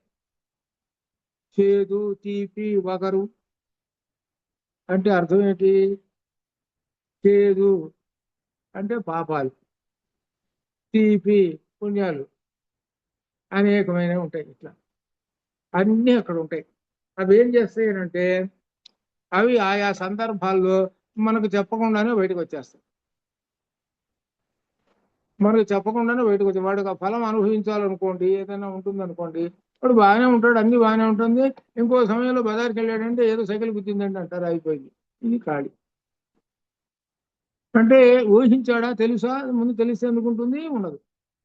అట్లనే ఏదైనా మంచి కూడా అట్లనే అన్నీ ఉంటాయి. ఇవన్నీ ఎక్కడ ఉంటాయి అంటే మూలాధార చక్రంలో ఉంటాయి. అందుకని మూలాధార చక్రంలో ఉన్నటువంటి దేవుడి పేరు గణపతి.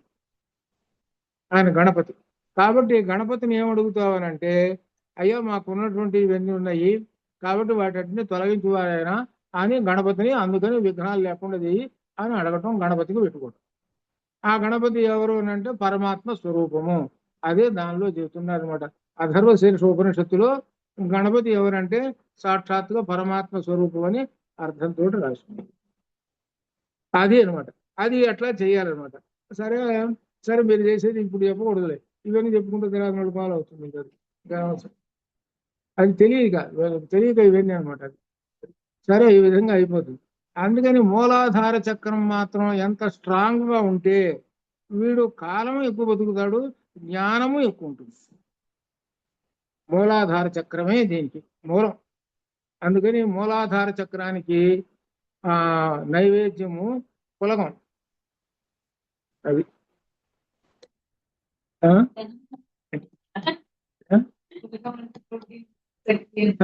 అదంతా వస్తుంది కదా. అది లలితలో కూడా వచ్చింది కదా, లలితలో కూడా వచ్చింది. లలితలో కూడా హరిద్రాన్నం వేరు, లలితలో కూడా వచ్చింది. కానీ ఏదో ఉంది దానికి వస్తుంది అట్లానే, దానికి అట్లానే అనమాట. పులగం అనమాట. అట్లా 5 చక్రాలకు 5 నైవేద్యాలు, 5 చక్రాలకు 5 నైవేద్యాలు.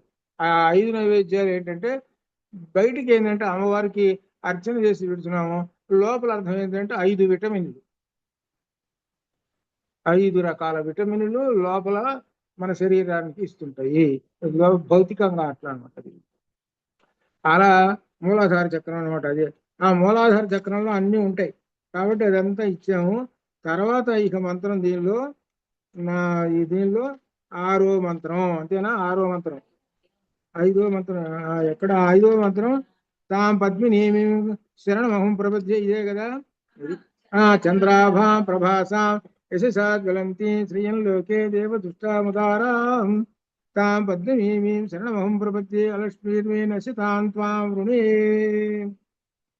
ఇక్కడ చెబుతున్నాడంటే అలక్ష్మీ మే నశితాం త్వాం వృణే, అలక్ష్మిని వెళ్ళగొట్టు అంటే అర్థం ఎవరంటే జ్యేష్ఠాదేవి అని అర్థం. జ్యేష్ఠాదేవి అనమాట. జ్యేష్ఠాదేవి కనుక ఇంట్లో ప్రవేశించిందంటే అంత దరిద్రమే. అదే అనమాట. ఏదో పోటీ పెట్టుకున్నారట, జ్యేష్ఠాదేవి లక్ష్మీదేవి ఇద్దరట అప్పలు జల్లిట. అప్పలు జల్లిట ఎవరో ఒక రాజుగారి దగ్గర పోయి, ఎవరో మనలాంటి వాడి దగ్గర పోయి మాలో గొప్పవాళ్ళు ఎవరో చెప్పండి అన్నారట. అంటే ఏం లేవు, నేను చెప్పాలంటే ఒకటేనమ్మా, లక్ష్మీదేవి లోపలికి వస్తూ ఉండమను, ఎట్లా ఉంటుంది చెబుతా, నువ్వు బయటికి పోతూ ఉండు ఎట్లా ఉంటావు నేను చెబుతాను. అది అది నువ్వు బయటికి పోతూ ఉండు, అప్పుడు నువ్వు ఎట్లా ఉంటావు నేను చెబుతాను. ఎట్లా అనమాట అది. అదే మన జ్యేష్ఠ అంటే ఏంటంటే నక్షత్రాల్లో జ్యేష్ఠ నక్షత్రం ఉంది, జ్యేష్ఠ తర్వాత మూలా నక్షత్రం ఉంది. జ్యేష్ఠ నక్షత్రం ఆకాశంలో బాగా ఎర్రంగా కనబడుతుంది. మీరు ఎప్పుడన్నా చూస్తే తెలుస్తుంది, అంటే గుర్తుపట్టలేదు. ఏదన్నా ఒకసారి గుర్తు చెబితే కానీ జ్యేష్ఠ నక్షత్రం చూడలేదు. అది సూర్యుడి కన్నా కొన్ని లక్షల రెట్లు పెద్దది. సూర్యుడి కన్నా చాలా కొన్ని లక్షల రెట్లు పెద్దది జ్యేష్ఠ నక్షత్రం. అది ఎర్రగా అంటే నిప్పు కణిక. అది కూడా సూర్యుడి మాదిరిగా ఒక నిప్పు కణిక. అది ఏం చేస్తుందంటే వేడిని ఇస్తుంటుంది కానీ శీతలం ఏమి ఇవ్వదు. అది అందుకని ఏం పెట్టారనంటే అది జ్యేష్ఠ నక్షత్రాన్ని త్రిగుణాల్లో పెట్టేశారు. అసలు దీనిలో రహస్యం ఏంటంటే, అసలు రహస్యం నక్షత్రాలు 3 రకాలు ఉంటాయి. 3 రకాలు ఉంటాయి నక్షత్రాలు. 27 నక్షత్రాలు. 27 నక్షత్రాలు 3 1 6 3 9 27. ఈ 9 ఒక్కొక్కటి 9 9. ఒకటి సత్వగుణం కనుక ఉండే 9, రజోగుణంతో ఉన్నది 9, తమో గుణంతో ఉన్నది 9. దీనిలో తమో గుణంతో ఉన్నటువంటి 9లో ఎక్కువ తమో గుణం జ్యేష్ఠ నక్షత్రం, మూలా నక్షత్రానికి ఉన్నాయి. జ్యేష్ఠకి మూలకి ఎక్కువ తమో గుణ శక్తితో ఉంటాయి. అవి అంటే ఆ నక్షత్రం యొక్క టైం సమయంలో, అంటే ఆ నక్షత్రం యొక్క కాంతి ఈ భూమి తిరుగుతుంటే ఆ కాంతి పడుతుంటుంది. ఆ కాంతి పడినప్పుడు ఆ కాంతి ఈ జీవుడి మీద పడ్డప్పుడు వీడికి ఆ నక్షత్రం యొక్క ఆ శక్తి ఉన్నది చూశారు, అది వచ్చి పడుతుంది. అందుకని వీళ్ళు లెక్క చూసుకొని ఏ నక్షత్రంలో పుట్టాడండి, మూల నక్షత్రం. అమ్మో చాలా ఉంటాయా, మూల నక్షత్రంలో పుట్టాడు, మూలనున్న ముసలమ్మ కాస్త ఓ అని అనుకుంటారు.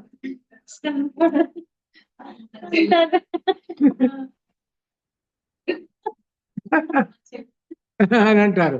అయితే దీనికి మీకు ఎందుకంటే ఆ గురువు గారు కాబట్టి మీకు ఉపాయం చెప్పేస్తున్నాను, మీకు దీనిలో ఒక విశేషం చెప్పేస్తున్నాను. ఏమిటంటే మూల నక్షత్రంలో పుట్టారు అనుకోండి, అనుకోండి కొన్ని ఉదాహరణలు చెప్పిన తర్వాత దానిలోకి వచ్చేసారు. నిజంగా మూల నక్షత్రంలో పుట్టినటువంటి వాళ్ళు నాకు తెలిసినంత వరకు కష్టాలు అనుభవించారు. మొత్తం మీద ఏవైనా సరే కష్టాల కిందనే లెక్క, ఇంకంతే, ఇంకేం లేదు. వాళ్ళు అట్లా వెళ్ళిపోయినారు వాళ్ళు. కొంతమంది నాకు తెలుసు అనమాట. సరే అనే అయితే తులసీదాసు ఉన్నాడు. ఆ తులసీదాసు పుట్టిన మూలా నక్షత్రంలో పుట్టాడు.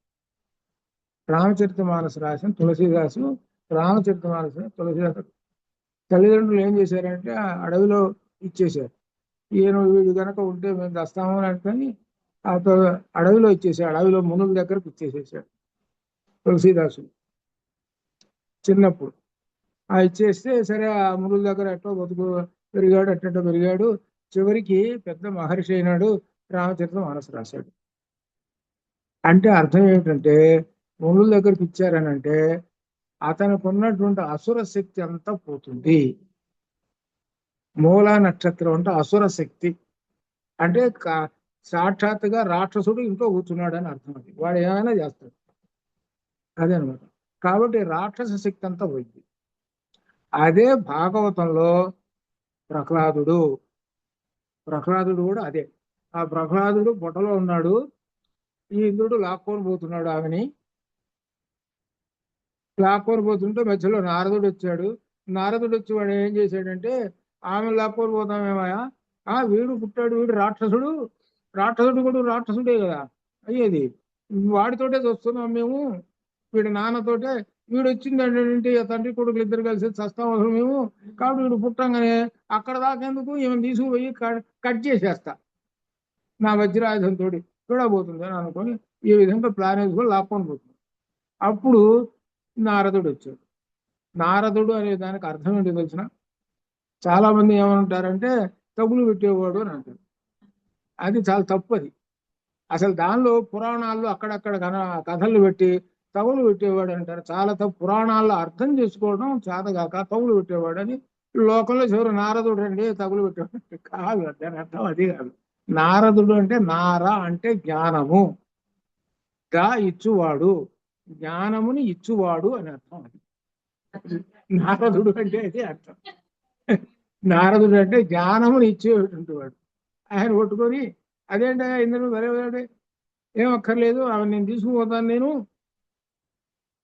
ఆమెను తీసుకుపోతానని తీసుకుని వెళ్ళి మున్యాశ్రమంలో పెట్టేశాడు. ప్రహ్లాదుడు తల్లిని తీసుకెళ్ళి, మున్యాశ్రమాలు ఎలా ఉంటాయి అని అంటే అంత వేద మంత్రాలు, దేవుని గురించి చెప్పడము, నమో నారాయణ, ఇవి తప్పి రెండోది లేనే లేదు. ఎవరు చూసినా కానీ ఉన్నాయి కదా ఆ వస్త్రాలు, వాళ్ళు ఉండేటువంటి వేషాలు, ఇవన్నీ చూసి ఇహ ప్రపంచం అనేది దానిలో ఉండదు. మనం బయట ప్రపంచం ఏదైతే ఉందో ఆ ప్రపంచం అక్కడ ఉంటుంది, వేరే ప్రపంచం ఉంటుంది. అక్కడ పెట్టాడు. అక్కడ పెట్టి నారదుడు కదా పెట్టింది, ఋషులు కదా, ఇంకా బాగా జాగ్రత్తగా చూడాలి ఆమె. సరే ఆమెను కూర్చోబెట్టి ఆ రోజు ఇదిగో ఉపనిషత్తులు చెబుతున్నారు, బ్రహ్మాన్ని గురించి ఉపనిషత్తులు చెబుతున్నారు. అంటే ఏంటి, పరబ్రహ్మాన్ని గురించి చెబుతున్నారు. ఆ చెబుతుంటే నమో నారాయణ ఇవన్నీ వాళ్ళు వింటున్నది. 2 రోజులు 3 రోజులు విన్నది. ఈయన తర్వాత 4వ రోజు నుంచి నిద్రపోతున్నది. 5వ రోజు నుంచి ఊ కొడుతున్నాడు. ఎవడరా ఊ కొడుతున్నాడు, ఏమో నిద్రపోతున్న లోపల ఉన్నాడు, వీడు ఊ కొడుతున్నాడు. అది వీడు ఊ కొడుతున్నాడు. అంటే అర్థం ఏమిటంటే అజ్ఞానం అనేటువంటిది నశించి లోపల ఉన్నటువంటి ఆ బిడ్డకి ఈ జ్ఞానశక్తి లోపల ప్రవేశించుతున్నది. ఆ వచ్చేటువంటి వాడు జ్ఞానశక్తితోటి బయటికి వస్తాడు. అదే అన్నమాట. అదే మనకు ఉదాహరణకి శంకరాచార్య స్వామి. అమ్మో, ఆయనకు అందుకనే శంకర విజయంలో రాసిన శంకరాచార్య స్వామి అంటే ఏంటో అర్థం అవుతుంది, మీకు అందరికీ అర్థం అవుతుంది. అప్పుడు శంకరాచార్య స్వామి అంటే ఏంటో అర్థం. 5వ ఏటలోనే కనకధారాస్తవం కురిపించేసేసాడు. అది కనకధారాస్తవం చదువుతుంటారు కదా, చాలా విశేషం. అంటే ఏమిటనమాట, మూలా నక్షత్రంలో పుట్టాడు అనుకోండి, వాడిని జ్ఞానంలో ముంచేసేయాలి. అందుకని ఆ పుట్టేటువంటి వాడు మూలా నక్షత్రంలో పుడతాడో, జ్యేష్ఠలో పుడతాడో, ఏ నక్షత్రంలో పుడతాడో, ఏ రోజు డెలివరీ అవుతుందో ఏం తెలుస్తుంది? తెలియదు కదా. మొన్న ఎప్పుడో ఒకసారి ఒక సందర్భంలో ఒకళ్ళు అడిగారు, ఏమండి ఇది సంగతి అడిగారు. డాక్టర్ ఏమో ఇదిగో రేపో ఎల్లుండో, ఇంకా రేపే అటు ఏదో టైం కూడా చెప్పేస్తారు కొంతమంది డాక్టర్లు, ఏది డెలివరీ టైం కూడా చెప్పేస్తారు వాళ్ళు.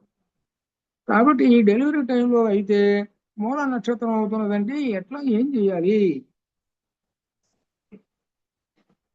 ఈ నక్షత్రంలో అనేటప్పటికి డాక్టర్స్నే అడిగారు, ఏమండి ముందన్నా చేయండి, తర్వాత అన్నా చేయండి, ఉపాయం ఏంటి చూడండి, ఉపాయం ఏంటో చూడండి అన్నాడు. కానీ మంచి డాక్టర్ మాత్రం చివాట్లు పెడతాడు, అట్లా పిచ్చి పనులు ఎప్పుడు చేయవాకండి. ఎందుకంటే కొంతమంది డబ్బులు తీసుకొని ముందే కావడానికి ఏవో ఇంజక్షన్లు ఏవో చేయటము, లేదు కావడానికి ఏవో వాళ్ళకి ఏవో ఉంటాయి కదా 96 రకాల ఉపాయాలు, అది చేయకూడదు, చాలా తప్పు అది. నాకు ఒక సందర్భంలో అడిగారు నన్ను, అంటే కాబట్టి ఇట్లా వస్తుందండి మరి ఎట్లా ఏ టైం తీసుకుంటే బెటర్ అని అంటే, అయ్యా ఇంతవరకు ఎక్కడా లేదయ్యా, నువ్వు ఇట్లా అడుగుతున్నావు, అది మంచి పద్ధతి కాదు అది. వాడు ఆ విధంగా వచ్చాడని అంటే వాడు చేయాల్సిన సేవలన్నీ చేయాలి. కాబట్టి అలా వస్తారు. కాబట్టి అందుకనే ప్రెగ్నెన్సీలో ఉన్నప్పుడు పరమాత్మ తత్వజ్ఞానమునకు సంబంధించినటువంటి అంశములతోటే ఉంటే వాడు అంత క్రితంలో కర్మఫలాలు ఏవో ఉంటాయి పాపాలు, ఆ పాపాలతో రావాలంటే మూలలో పడతాడు, అవన్నీ పోయి మంచి నక్షత్రంలో పడతాడు, పూర్వ ఫల్గుని నక్షత్రంలో పడతాడు. అర్థం కాలా? అట్లా 3 ఏళ్ళు 3 9 27 నక్షత్రాలు ఉన్నాయి. అందుకని ఇక్కడ ఒక రహస్యం చెబుతున్నా, అంటే మీకు ఇంకా స్టేజింగ్ కొంచెం ఉన్నది కాబట్టి చెబుతున్నా, ఇప్పుడే జాగ్రత్త. ఏంటంటే జాగ్రత్త, అబ్బాయి అమ్మాయి నక్షత్రాలు ఉన్నాయే, ఈ రెండు ఒకే జాతికి సంబంధించిన అయి ఉండాలి. అంటే మానవ నక్షత్రము మానవ నక్షత్రం, దేవ నక్షత్రానికి దేవ నక్షత్రం, రాక్షస నక్షత్రానికి రాక్షస నక్షత్రం. ఇప్పుడు పొరపాటున రాక్షస నక్షత్రానికి మానవ నక్షత్రాన్ని కలిపామనుకో,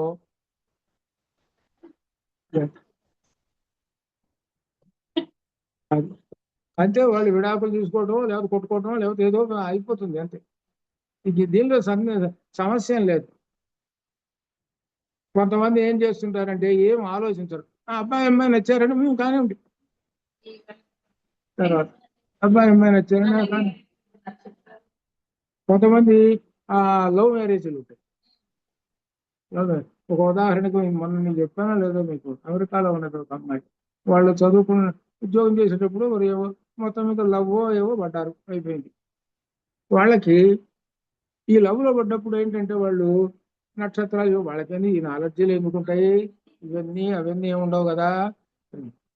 సరే అయిపోయిన తర్వాత కుర్రాడు బాగుంటాడు. మేము మొన్న అమెరికా వెళ్ళినప్పుడు కూడా చూసాం, ఏమిటి ఇంత బాగున్నాడు, వీడు ఏమని చేస్తున్నాడు ఏదా అనిపించింది. వాడు బాగుంటాడు, వాడి పేరు తగ్గట్టు బాగుంటాడు, వాడి పేరు రామకృష్ణ, బాగుంటాడు. సరే వాళ్ళకి ఆడపిల్ల పుట్టింది. ఆ పిల్లకి 4 ఏళ్ళు వచ్చింది. 4 ఏళ్ళు రాగానే ఒక్కసారి పెరగటం ఆగిపోయింది.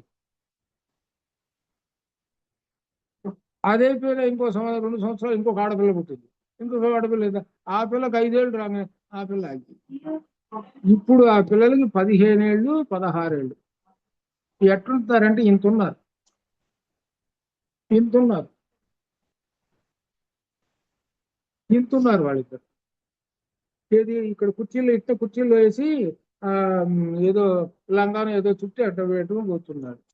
పోనీ ఆ పిల్లలు ఏమో రూపసులా అని చూస్తే రూపసులు ఏం కాదు. కొంతమంది బొమ్మలు బాగుంటాయి, ఏది ముఖం బాగుండి కాస్త ఇదిగా ఉంటుంది బొమ్మలు, అట్లా ఏమున్నట్టు ఏదో మొత్తం మీద ఆడపిల్లలే అన్నట్టు. ఎందుకంటే చెబుతున్నది ఆ పరిస్థితి వస్తాయి. ఇప్పుడు ప్రస్తుత కాలంలో నేను చూశాను ఒక 4 5 ఇదే ఆఫీసులో ఉంటారుగా, ఆఫీసులో ఉంటారు కదా, రెండు కొట్టుకోవటం ఇంకంతే. అబ్బాయిలు కొట్టుకోవటం, అమ్మాయిలు కొట్టుకుంటున్నారు.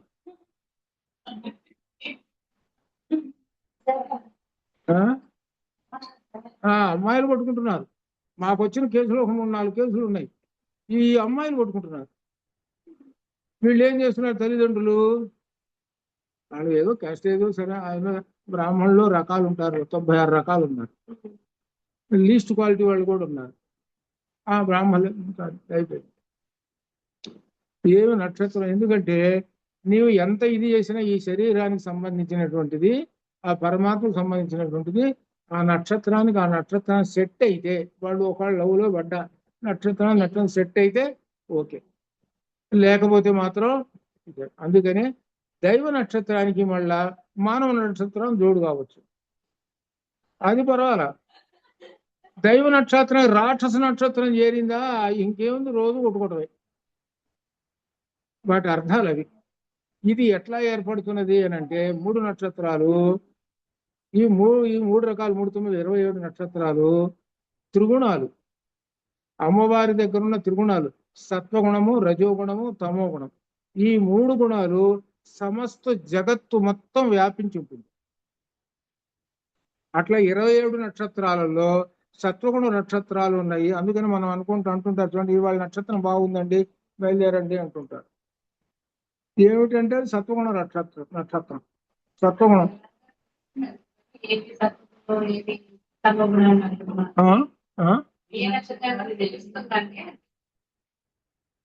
అంటే అదే ఉన్నది కాదు చెప్తాను. ఖచ్చితంగా దాని విషయం కూడా లలితలో కూడా ఎక్కడో ఒకచోట రాసినట్టున్నాను. లలిత పుస్తకం ఒకసారి ఎక్కడో రాసినట్టున్నాను. నక్షత్రాలు, దైవ నక్షత్రాలు, రాక్షస నక్షత్రాలు అవి. అట్లా రాక్షస నక్షత్రం ఫ్రెండ్స్ అంటే ఇంకేం లేదు దానిలో. అది వాళ్ళ ఫ్రెండ్స్, అది సరిపోతాయి. అది అట్లా అనమాట. విరుద్ధమైనటువంటివి ఇవి ఉండవన్నమాట. అట్లా ఉండాలన్నమాట. అందుకని ఏంటంటే మనం త్రిగుణాలతోటి ఉన్నటువంటి ఈ నక్షత్రాలు కానీ, అలానే నక్షత్రాలే కాదు, తినే ఆహార పదార్థాలు, అలానే మనుషులు కూడా త్రిగుణాలతో ఉంటారు. కొంతమంది బాగా జ్ఞాన స్వరూపులు, వాళ్ళు సత్వగుణంతో ఉంటారు. కొంతమంది రజోగుణం ఉన్నటువంటి వాళ్ళు నాయకత్వం వహిస్తుంటారు. నేను ఎమ్మెల్యేగా నిలబెడుతున్నాను, ఓట్లు వేయండి అంటుంటాడు. అది రజోగుణం. ఇక తమో గుణం ఉన్నది. ఇక వీడి పని చెప్పే పనే లేదు, నరకటమే వీడి పని. వీడంతా ఏంటంటే మొత్తం సంఘానికి మొత్తం చేశారు. అది తమో గుణ లక్షణాలు. ఇలా మనకు కనబడుతూనే ఉంటారు. అందరూ మనుషులే, చూడటానికి అందరూ మనుషులే, అందరూ అన్నం తింటున్నారు, అందరూ మామూలే, ఏమీ తేడా ఏం లేదు. వాళ్ళు చేసేటువంటి కర్మలు, క్రియల్లో మనకు కనబడుతుంది.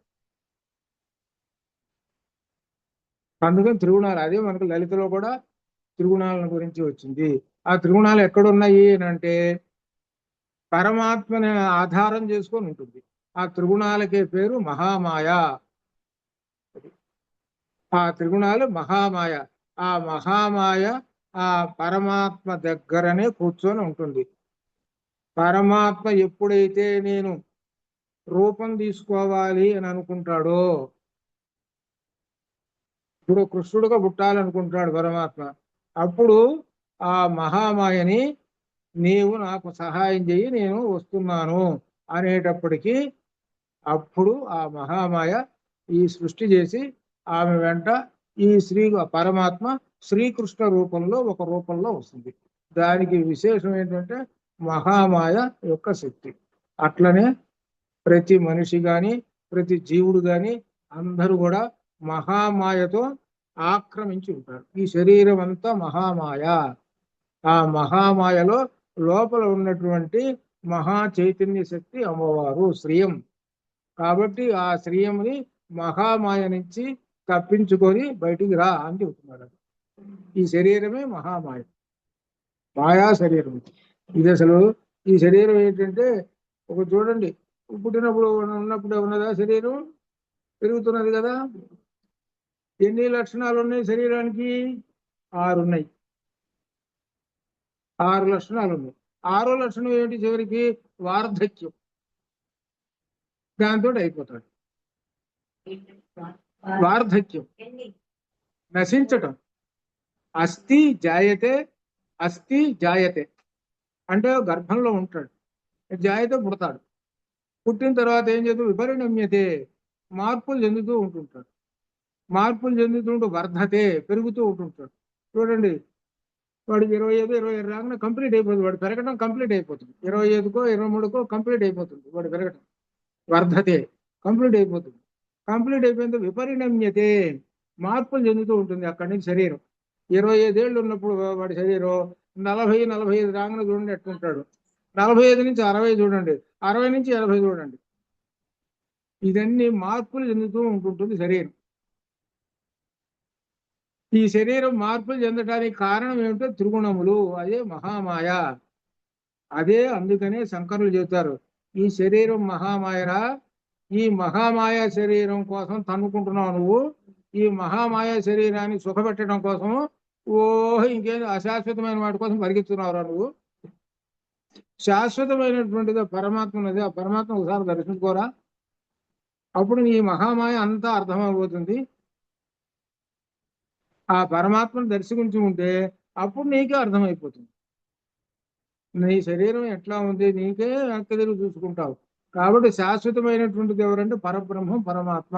ఆ పరమాత్మను దర్శించుకో, ఆ పరమాత్మను దర్శించుకోమని చెప్పడమే శ్రీ సూక్తం.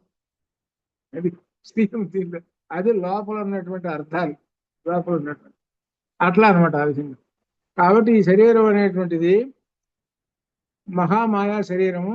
అటువంటి ఈ శరీరంతో మనం ఏ దారి నడవాలి అని అంటే మహామాయ దారి కాకుండా ఆ జ్ఞాన మార్గం వైపు నడుస్తుంటే అప్పుడు ఈ దోషాలన్నీ కూడా తెలుస్తుంటాయి. ఎక్కడ దోషం ఉంది ఏమిటనేది అంతా తెలుస్తుంది. బాగా అర్థమైంది అనుకోండి, అర్థమయ్యేటప్పుడు వెనక్కి తిరిగి చూసుకుంటారు. అబ్బో ఎన్ని తప్పులు జరిగినాయిరా ఇప్పటికీ జీవితంలో, తెలియదు మనకు అని అనిపిస్తుంది. మీకు వాస్తవానికి ఏంటంటే దీనికి ఎంతసేపటికి చాలా మంది ఎట్లా ఉంటారంటే దీనికి మూల కారణం ఎక్కడ ఉందంటే బాగా పాతుకుపోయింది ఒకటి ఉన్నది. ఏమిటి? దేవుడు, కళ్యాణం, గుండు కొట్టించుకోవటం, తిరుపతి దీనిలో ఉండిపోయినాడు. ఇంకెంత రెండోది కర్మ చేయటం, ఇంకెంత రెండోది ఏం లేదు. శనివారం వచ్చింది, మంగళవారం వచ్చింది, ఆంజనేయ స్వామి, శనివారం వచ్చింది వెంకటేశ్వర స్వామి. ఏమిటి దీంతో దేవుళ్ళని చూసుకుంటున్నా, ఇవన్నీ చేసుకుంటున్నా. అరే ఏమిట్రా ఇదేమిటి అనే సంగతి వాడికి ఆలోచనే లేదు. దీంతో తన్నుకొని పోతున్నాడు. అసలు విషయం ఏందో తెలుసుకోరా. పోయి దేవుడు అన్నారా, దేవుడు అంటే అర్థం ఏందిరా? అర్థమేముంది, దేవుడే. మీరు అడగండి, దేవుడు అంటున్నావు కదా, ఏమిటి దేవుడు? దేవుడే. అందుకనే ఇందాక నేను చెప్పాను చూడు, సోక్రటీస్ ఏమన్నాడంటే, అరే అర్థం తెలుసుకోరా, తెలుసుకొని అన్వేషణ బుద్ధితో నువ్వు చేయరా అన్నాడు. దేవుడు అంటే దివ్యమైన కాంతితో ప్రకాశించువాడు. అంటే ఆ మంత్రశక్తి కనుక ఉంటే ప్రకాశిస్తుంటాడు, లేకపోతే లేదు. కాబట్టి అక్కడ మంత్రం ఏమన్నా ఉందా లేదా? ఈయన ఉంటాడు, సెల్లు పెట్టుకొని ఉంటాడు. ఇప్పుడు దేవాలయాల్లో ఎక్కువ మంది ఎట్లుంటారంటే సెల్లులు కూడా అంతా లోడ్ చేసుకుంటారు, చూసి బరబర అప్ప చెప్పేస్తుంటారు. అది అలా చెప్పేటువంటి వాడు బ్రాహ్మణుడు కాదు. అది చాలా తప్పు. అది చాలా చోట్ల నేను చూశాను. ఏది కళ్యాణాలకు వచ్చేటప్పుడు, రకరకాలుగా వచ్చేటప్పుడు వాళ్ళు ఏం చేస్తుంటారు తెలుసా? కళ్యాణం జరిగేటప్పుడు ఒక 4-5 ఉంటారనుకో, ఎవరో ఒకరు వీళ్ళు వాళ్ళందరూ మాట్లాడేవాడు ఒకడు. ఎంత చండాలం పట్టిస్తున్నారంటే, ఎందుకంటే వాళ్ళు పిచ్చి జనం ఉన్నారుగా, పిచ్చి జనం ఉన్నారుగా, నాకు వచ్చేటువంటి ఇచ్చేది 50,000 ఇస్తారుగా. ఈ పిచ్చి జనానికి బాగానే ఉంది. నాకు ఒక్కోసారి చూసా, వీళ్ళందరూ కూర్చొని ఏంటి కళ్యాణానికి వచ్చి కూర్చొని ఒక 10 మంది మన వాళ్ళు కూర్చుంటారు. వాళ్ళని చూస్తుంటే అమ్మాయి మరి పిచ్చి వాళ్ళారా, ఎట్టున్నారు మీలో అమాయకత్వం కనపడుతున్నారు. అమాయకత్వం, మీ అమాయకత్వాన్ని ఈ విధంగా వాళ్ళు సొమ్ము చేసుకుంటున్నారు. అక్కడ భక్తి అనేది ఏముందిరా? వాళ్ళు సెల్లు చూసుకొని చదివేవాడు ఒకడు, సెల్లుతో మాట్లాడేవాడు ఒకడు, రకరకాలైనటువంటి ఉన్నాయిరా. ఏమిటిరా ఇదంతా? ఇది అసలు పరమాత్మ తత్వం అనేది కనుక తెలుసుకుంటే నీవు అసలు ఈ కళ్యాణానికే కూర్చో. కళ్యాణం అనేది తీసి పక్కన పెట్టేస్తావు. కళ్యాణం అనేది 1 పైసారా? నువ్వు తెలుసుకుని పరమాత్మ తత్వం ₹1,00,00,000 సమానం. పరమాత్మ తత్వం ₹1,00,00,000, ఆ కళ్యాణం నయా పైసా కూడా పనికిరాదు. అన్ని గందరగోళాలే. అంతా ఏంటంటే స్పెక్యులేషన్. శుభం భవతు. అట్లా ఈ విధంగా మనం చెప్పుకుంటుంటే అనేకమైనటువంటి వస్తూ ఉంటుంటాయి.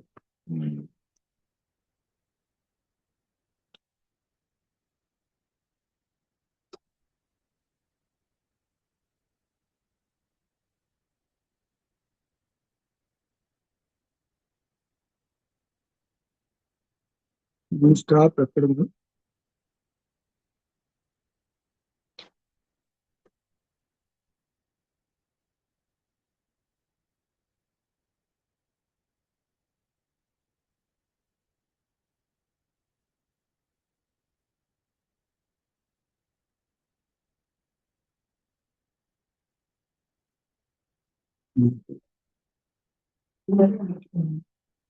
అది ఒకటికి రెండు వస్తాయి. మా దగ్గరకు వస్తే అన్ని వస్తాయి. దీనిలో అన్ని విషయాలు చెప్పాల్సి వస్తుంది. అధిక జ్యేష్టం అధిక